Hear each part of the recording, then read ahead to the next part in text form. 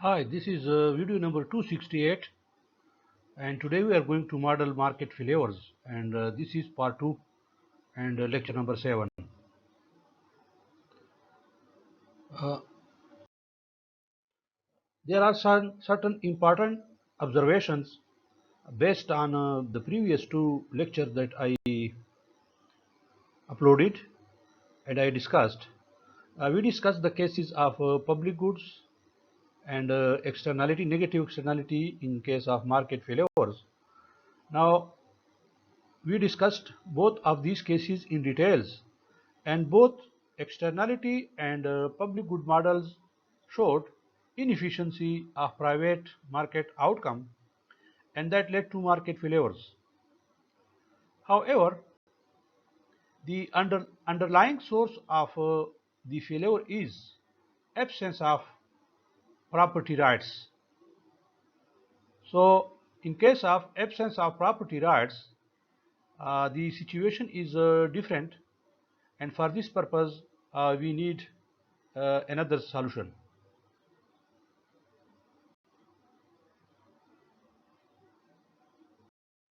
And what do you mean by absence of property rights? A renowned economist who got Nobel Prize in Economics in 1991, Ronald Coase, there is a famous Coase theorem. We should discuss that.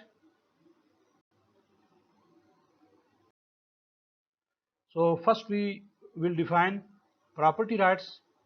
Valid claims. By property we mean that there are valid claims to a good or a resource that permit the use and transfer of ownership through sale. So if there is the absence of property right, then there are no valid claims for a person on a good or resource that he could use and transfer the ownership of that resource or a product through sale. Regarding environmental goods, it is not clear who owns the property rights. Economics says it is the absence of rights that matters most, not who possesses them.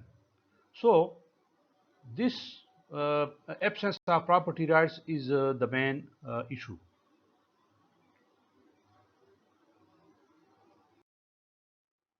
Now we will discuss Coase theorem.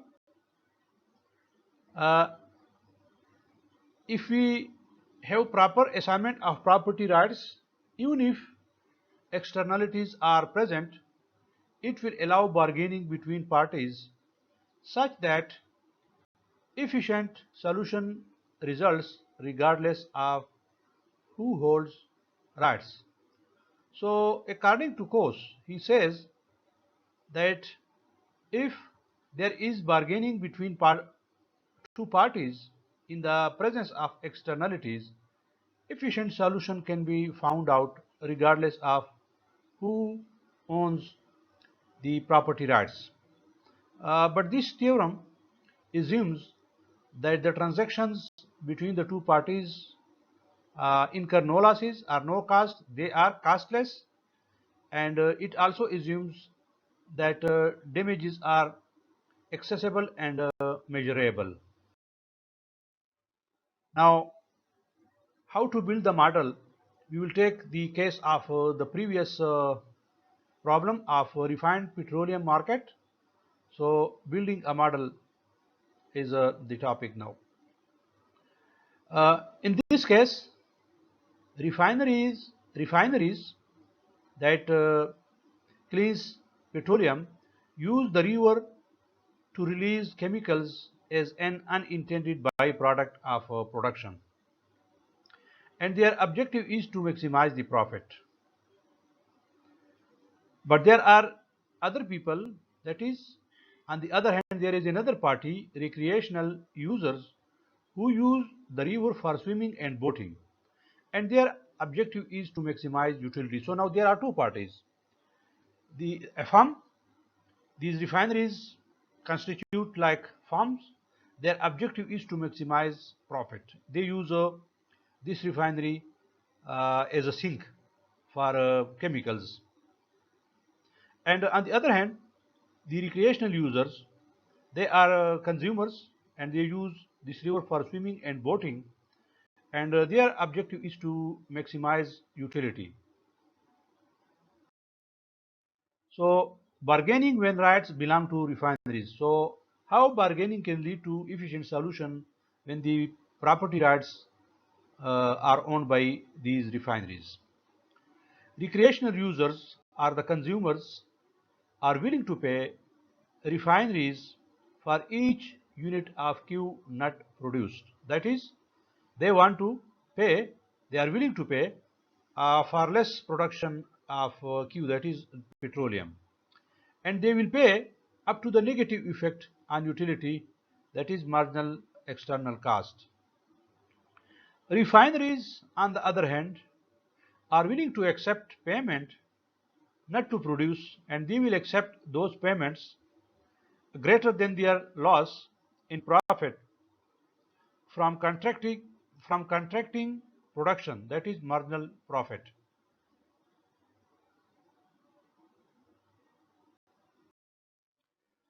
Here in this slide we see how bargaining leads to efficient outcome when the property rights belongs to refineries.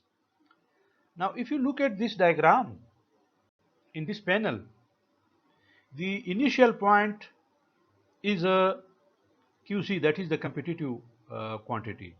Since refineries who owns the rights would choose this point, that is the refineries would like to produce 160,000 barrels of petroleum because they own the right.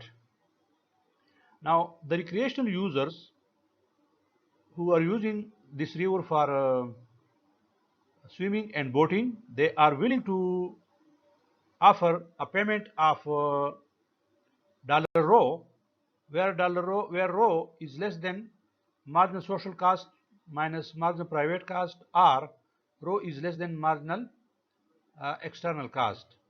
And refineries, they are willing to accept payment rho, where rho is greater than marginal private benefit minus marginal private cost, or rho is greater than marginal profit.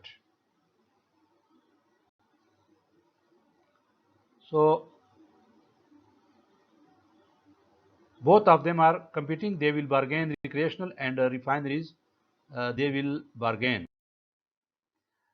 This is another slide, and it says bargaining should continue as long as marginal social cost minus marginal private cost are greater than rho, and rho is greater than marginal private benefit minus marginal private cost, or marginal external cost is greater than rho is greater than marginal profit. So at QC, that is competitive quantity, refineries marginal profit is equal to 0, but marginal external cost is greater than 0, and that is the distance xy.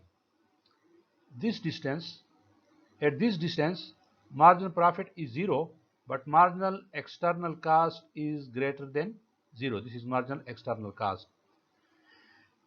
Because marginal external cost is greater than marginal profit, bargaining begins, and between competitive quantity QC of 160,000 and equilibrium quantity of 128,000 barrels per day, same condition holds. At equilibrium quantity QE, marginal efficiency, marginal external cost is equal to marginal profit, and that is the distance between W and Z. This distance, W and Z, this distance is equal to marginal.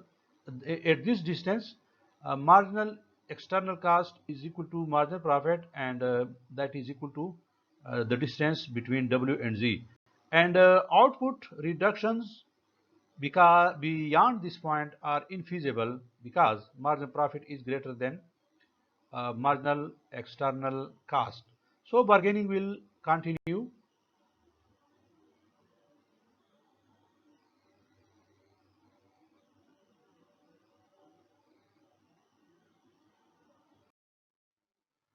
Bargaining will proceed analogously.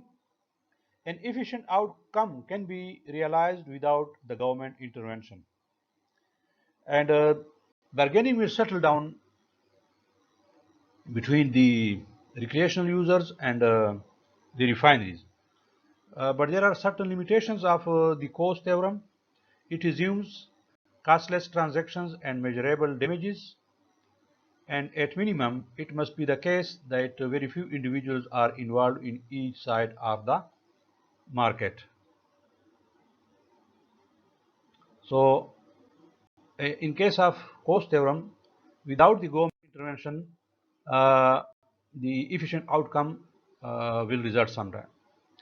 We also take the case of common property resource. Common property resources are those resources for which property rights are shared by a community. Because property rights extend to more than one individual, they are not as clearly defined as for pure private good. And problem is that public access without any control leads to exploitation, uh, and that means the tragedy of commons, and that in turn generates a negative externalities. Now, what are the solutions? The solution in case of externalities is government intervention, fair government intervention, and it is important that externality is internalized by assigning property rights or by setting policy prescriptions. For example, they may set standards on pollution allowed, or they may impose taxes on polluter which are equal to marginal external cost at equilibrium quantity, and for that purpose they will establish a market and price for pollution. Ladies and gentlemen, this is a very informative and important lecture in the area of natural resource and environmental economics. If you haven't yet subscribed to this channel, kindly hit this red button to subscribe to the channel, and do not forget to click on the bell icon so that you can get notification about other informative and useful videos that will be uploaded for you soon. I would like you to like the video, share it, and share this channel and this video with your fellows, with your colleagues, with your students, so that other can also get benefit from this video. Thank you very much for watching this video.